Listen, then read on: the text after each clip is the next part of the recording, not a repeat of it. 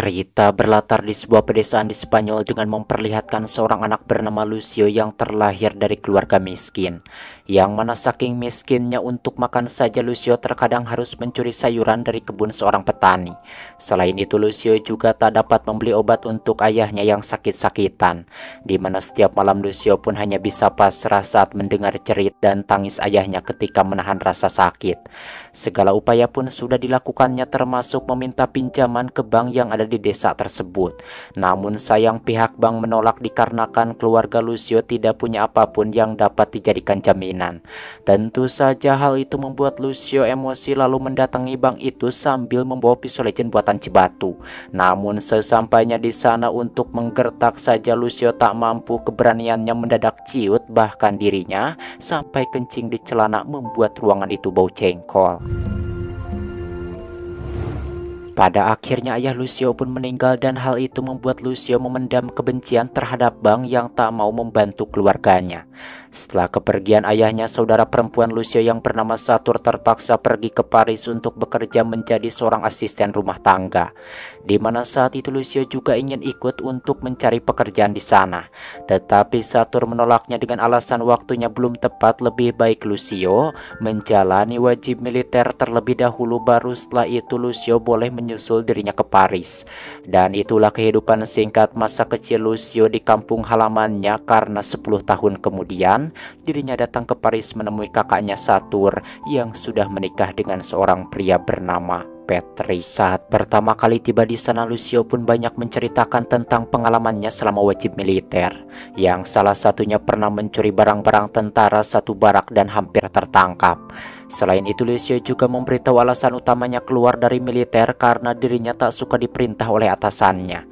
Tak lama setelah itu Patrick datang dan dari Patrick lah Lucio mendapatkan pekerjaan walau cuma sekedar jadi kuli bangunan. Lucio yang saat itu sangat bersemangat bekerja membuat pekerja senior di sana kewalahan, sehingga seorang pria bernama Asturiano memperingatkan supaya Lucio tidak terlalu buru-buru dalam bekerja. Namun Lucio mengatakan kalau dirinya tidak suka diatur. Que yo haré lo que me dé la gana. Ketika sedang beristirahat, Asturiano bersama mandor lainnya mengobrol tentang keberanian Lucio tadi dan mereka menganggap kalau Lucio sebagai penganut anarkis karena tak suka diperintah. Karena merasa penasaran, Lucio pun ikut nimbrung dan menanyakan anarkis apa yang dimaksud. Singkat waktu, sore harinya Lucio pun dibawa ke sebuah tempat di mana di sana banyak sekali lukisan tokoh-tokoh revolusi yang salah satunya penyusun ide dasar anarkisme. Kemudian saat itu Asturiano dan temannya pun mulai menyebarkan selebaran ideologi anarkisme. Sementara Germin menjelaskan kepada Lucio tentang apa itu anarkisme, dan di sini Lucio pun mulai paham bahwa banyak sekali tokoh yang menentang sistem hukum negara yang lebih memihak kalangan atas. Tidak hanya itu saja, ada juga tokoh yang punya gagasan bahwa uang dan pemerintah adalah dua hal yang memperbudak manusia dan membuat mereka kehilangan kemanusiaan. Dan di sini Lucio pun langsung menyetujui gagasan tersebut karena dirinya mengalami pengalaman buruk dengan sistem bank di desanya. Merasa satu ideologi, Lucio yang melihat Asturiano dipukuli oleh polisi karena menyebarkan selebaran ideologi anarkisme pun ikutan juga berkelahi dan sempat terkena pukulan sebelum kabur dengan mobil. Dan itulah awal mula Lucio bergabung dengan kelompok anarkisme. Beberapa hari setelah itu Germin meminta tolong kepada Lucio untuk menyiapkan tempat bagi Cuico bersembunyi, di mana Cuico ini di kalangan anggota anarkisme terkenal sebagai buronan yang telah merampok 50.000 peseta dari Bank Barcelona. Hidupnya sering berpindah-pindah dan hasil rampokannya selalu dirinya bagikan untuk orang miskin. Dan saat itu Lucio pun sangat kaget ketika Cuico menunjukkan semua senjatanya. Kemudian Lucio yang merasa penasaran pun bertanya tentang aksi perampokan di Barcelona. Cuico mengatakan kalau dirinya hanya merampok 30.000 peseta dan bank sengaja menggandakan nominalnya menjadi 50.000 agar mendapatkan lebih banyak uang dari asuransi. Mendengar itu tentunya Lucio pun semakin benci dan menganggap kalau bank lah perampok sebenarnya, di mana mereka hanya mementingkan keuntungan dan tidak peduli dengan orang-orang kecil yang membutuhkan bantuan. Dan saat itu Cuico pun berhasil menginspirasi Lucio untuk bergabung dalam perampok perampokan selanjutnya. Yang mana Lucio pun sangat bersemangat, apalagi setelah Quico mengatakan kalau perampokan kali ini didedikasikan untuk ayah Lucio yang telah meninggal karena tidak dibantu oleh bank. Setelah memakai penutup muka, keduanya pun masuk dan Quico segera memberi peringatan melalui tembakan. Kemudian Quico pun bergerak cepat meminta teller untuk mengisi tasnya dengan uang. Sementara Lucio yang pemula tampak bingung, bahkan sempat kencing lagi di celana. Namun beruntungnya Quico langsung mengarahkannya untuk masuk ke ruangan teller. Tapi lagi-lagi hampir saja perampokan itu berubah jadi kacau ketika Lucio malah terjatuh dan pistolnya terlempar ke dekat Sandra. Namun untungnya Quico keburu menghampiri si Sandra itu dan keduanya pun berhasil kabur sampai di apartemen dengan selamat, di mana uang hasil rampokannya itu dibagi berdasarkan prinsip Quico. Sepertiga hasil akan diberikan kepada gerakan anarkis, sepertiga lainnya akan digunakan untuk membiayai keluarga anggota yang dipenjara, sementara sisanya digunakan oleh anggota operasi yang tak lain adalah Quico dan Lucio sendiri. Para nosotros. Claro. Kemudian Quico pun mengusulkan agar mereka membeli mobil untuk perampokan selanjutnya dan mengajak Asturiano sebagai supir di perampokan selanjutnya. Ketika mereka kembali beraksi, Asturiano sebagai supir bersiap dikemudi menunggu Quico dan Lucio. Yang mana setelah keduanya masuk ke dalam mobil, Asturiano pun segera tancap gas. Dan saat itu polisi pun sempat berhasil menembak kaca belakang dan mengirim petugas untuk melakukan pengejaran. Namun Quico menembak ban mobil polisi yang mengejar hingga mobil itu pun oleng yang kemudian menabrak. Di mana lolosnya Quico dan Lucio membuat petinggi polisi bernama Castello harus turun tangan menangani kasus tersebut. Dan satu-satunya petunjuk yang dirinya temukan adalah seorang saksi yang mengaku masih mengingat suara perampok. Yang mana si saksi itu merasa kalau aksen Prancis yang digunakan salah satu pelaku cukup aneh sehingga mudah diingat. Mendengar itu, Inspektur Castello pun berasumsi bahwa perampok tersebut pasti berasal dari kelompok anarkis Spanyol yang sedang marak di Prancis akhir-akhir ini. Kemudian Castello pun mengerahkan satu regu polisi untuk pergi ke tempat perkumpulan kaum anarkis dan menangkap orang-orang yang ada di sana. Ketika penggeledahan itu terjadi, Quico dan Lucio kebetulan berada di tempat tersebut.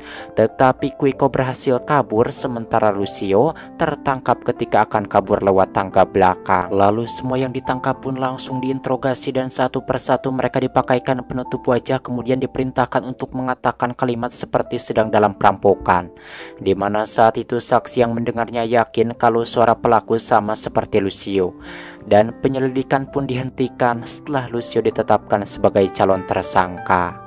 Untuk mengangkatnya menjadi tersangka, Inspektur Castello pun menggeledah apartemen Lucio dan mencari barang bukti berupa uang hasil rampokan ataupun senjata yang digunakan saat merampok. Namun beruntungnya tidak ada bukti yang ditemukan, dan karena Lucio juga tidak memiliki catatan kriminal, maka dirinya pun dibebaskan. Yo siempre tengo los culpables. Meskipun demikian, namun Castello masih belum puas dan melanjutkan penyelidikannya dengan mengirim orang untuk mengawasi keseharian Lucio.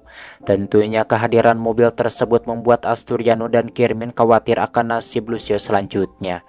Menurut mereka, jika Lucio masih terus mengikuti Quico, maka pilihannya hanya dua, hidup berpindah-pindah atau mati tertembak. Selama seharian penuh Lucio pun memikirkan perkataan itu, dan sorenya saat akan pulang tiba-tiba di tengah jalan ada mobil yang mengikuti dan ternyata itu adalah Quico. Kemudian Quico pun mengajaknya bertemu dan berharap Lucio ikut kembali dalam perampokan selanjutnya. Namun kali ini Lucio menolak dan mengutarakan rencananya untuk membuat percetakan sendiri dan menyebarkan selebaran sebanyak-banyaknya supaya semakin banyak juga orang yang ikut dalam kelompok mereka. Merasa sudah berbeda jalan, mereka pun berpisah secara baik-baik dan Quico memberikan pisau lipat buatan Cibatunya sebagai kenang-kenangan. Beberapa hari setelah itu, Lucio dan Asturiano datang ke bank mengajukan pinjaman untuk membeli mesin percetakan. Namun sialnya pihak bank menolak pengajuan tersebut karena melihat mereka sebagai orang miskin yang tak punya apa-apa sebagai jaminan. Tentu saja ucapan pegawai bank itu membuat Lucio kembali mengingat masa lalunya yang menyakitkan sehingga dendamnya pun kembali muncul. Ditambah saat akan pulang dirinya bertemu dengan Castello yang menyampaikan kalau Quico telah ditembak mati di salah satu aksi perampokannya. Kemudian Castello juga menegaskan kalau dirinya akan menangkap Lucio dan menemukan bukti keterlibatan Lucio dalam perampokan sebelumnya. Karena tidak tahu harus berbuat apa lagi, Lucio pun akhirnya terpaksa meneruskan perjuangan Kuiko, di mana Lucio pun mengawalinya dengan membawa senjata-senjata di tempat persembunyian.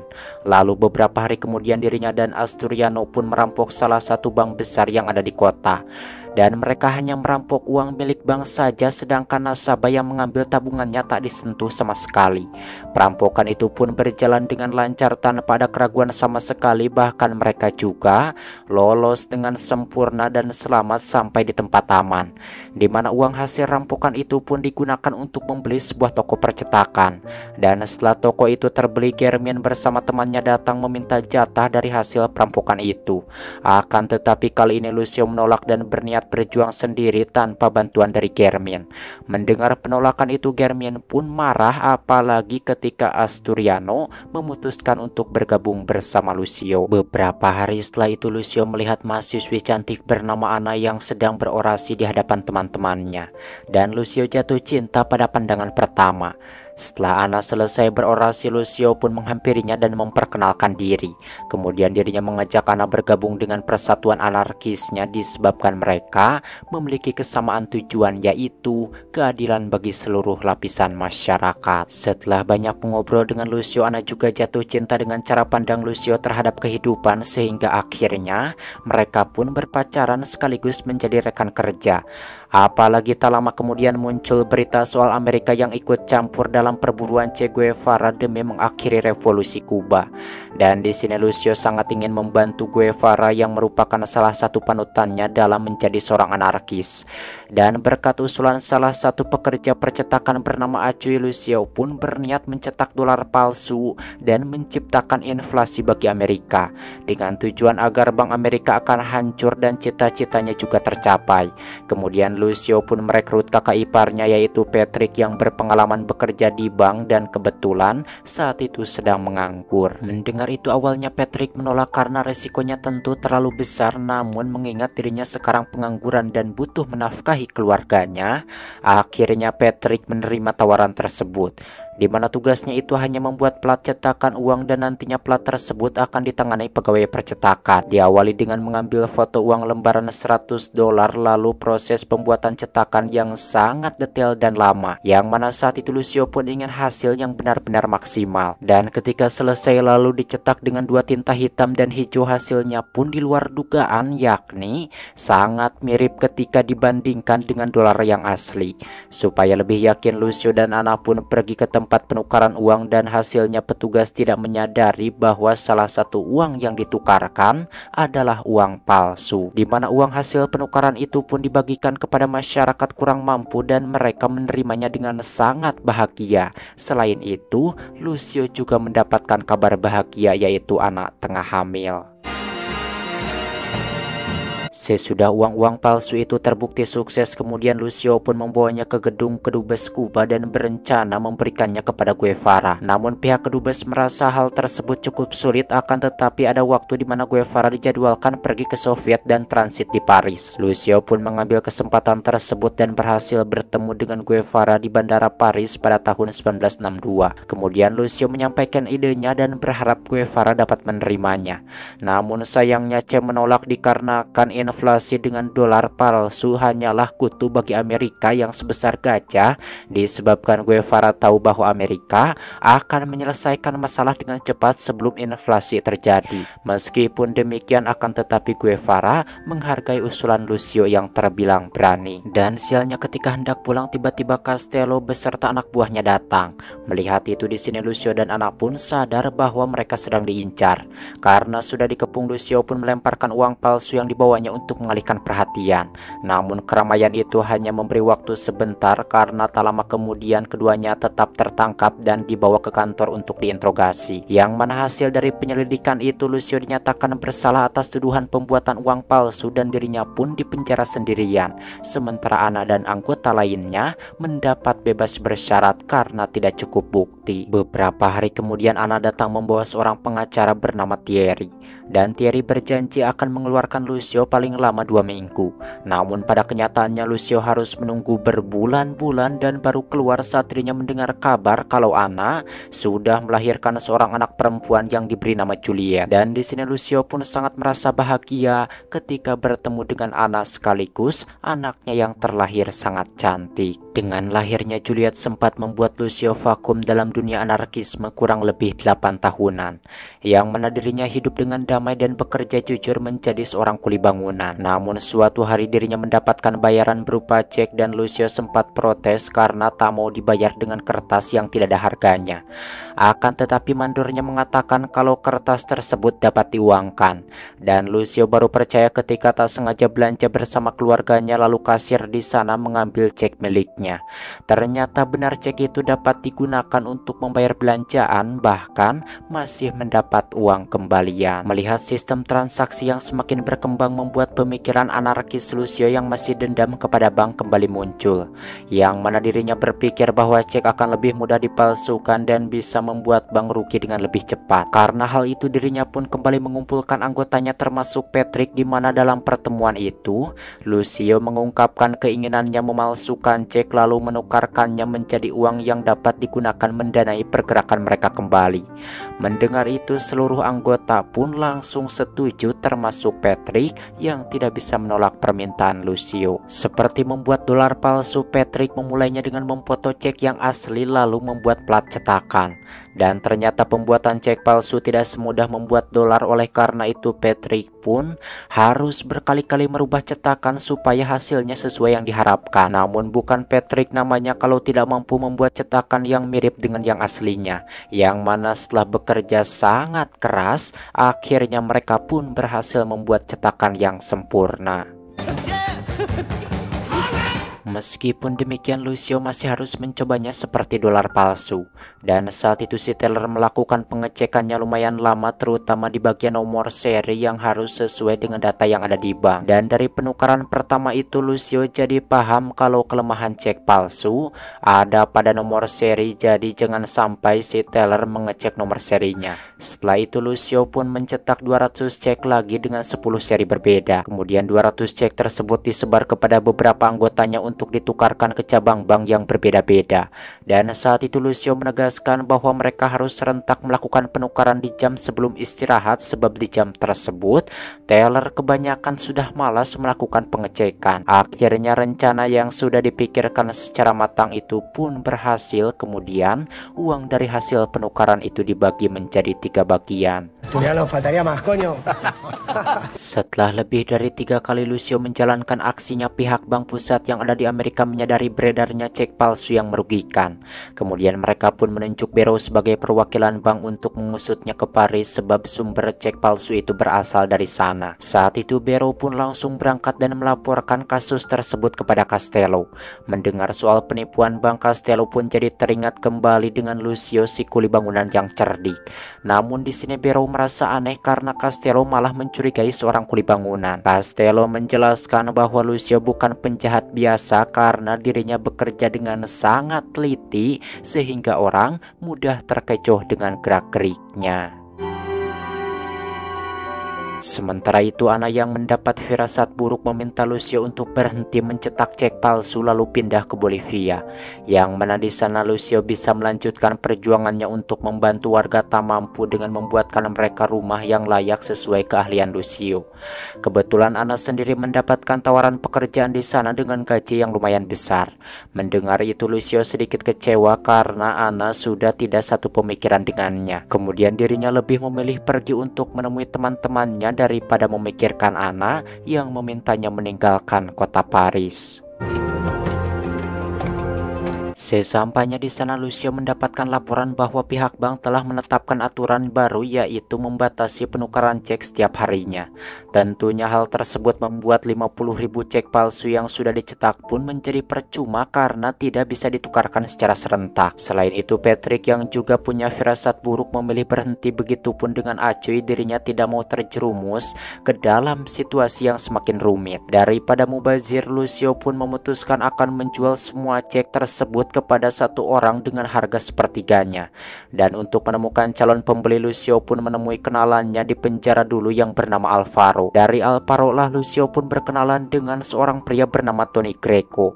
Dan dalam pertemuan itu Greco sangat terpukau dengan hasil cetakan yang sangat luar biasa. Oleh karena itu Greco pun setuju untuk membeli semua cek palsu itu dengan harga sepertiganya. Dan Lucio pun memberinya waktu sampai hari Sabtu untuk menyiapkan uangnya. Pues tiene hasta el sábado y antes de las 12. Singkat waktu Sabtu pagi harinya, Ana lagi-lagi mengajak supaya suaminya ikut pergi bersamanya ke Bolivia. Karena Ana tak mau jika Lucio kembali tertangkap dan Juliet tumbuh menjadi anak yang tak mengenal ayahnya. Dan saat itu Ana pun meminta supaya nanti siang Lucio pergi dengan tiket yang sudah disiapkan.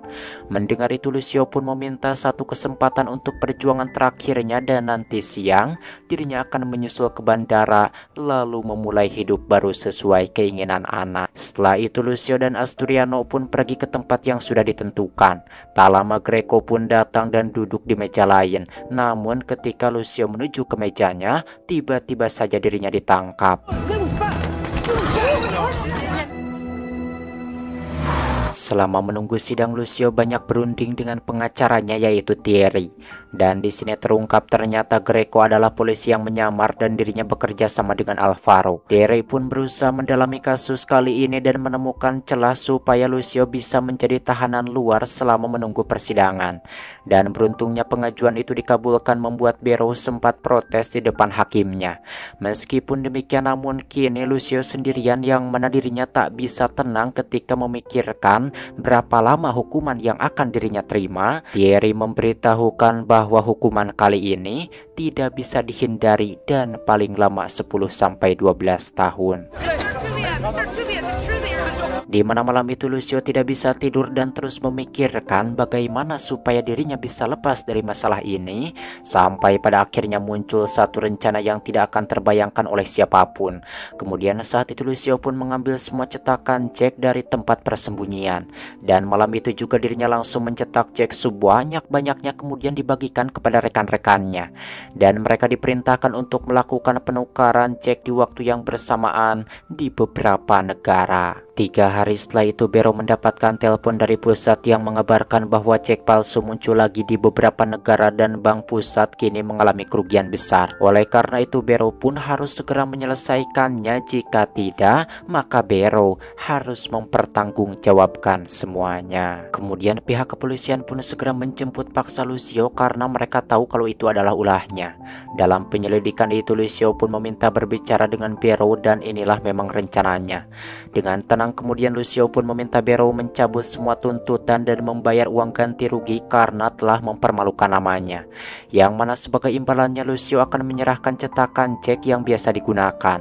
Mendengar itu tentu saja Bero pun tertawa, apalagi ketika Lucio meminta ganti rugi yang jelas-jelas Lucio lah yang bersalah dan harus dihukum seberat-beratnya. Kemudian Lucio pun menegaskan jika Bero tak menuruti permintaannya maka akan terus ada penukaran cek palsu, lalu bank pusat akan mengalami kerugian besar. Kemudian setelah itu masyarakat tidak akan ada lagi yang percaya dengan transaksi menggunakan cek. Di sini Lucio tahu bahwa bank tempat Bero bekerja sangat mengunggulkan sistem transaksi dengan cek, dan jika nasabahnya menurun berarti itu sebuah kerugian besar. Dan di sini Lucio juga sangat pintar bernegosiasi sehingga akhirnya Bero menyerah dan sepakat dengan Lucio, dan itu sungguh mencerdik dan menjeniuskan sekali.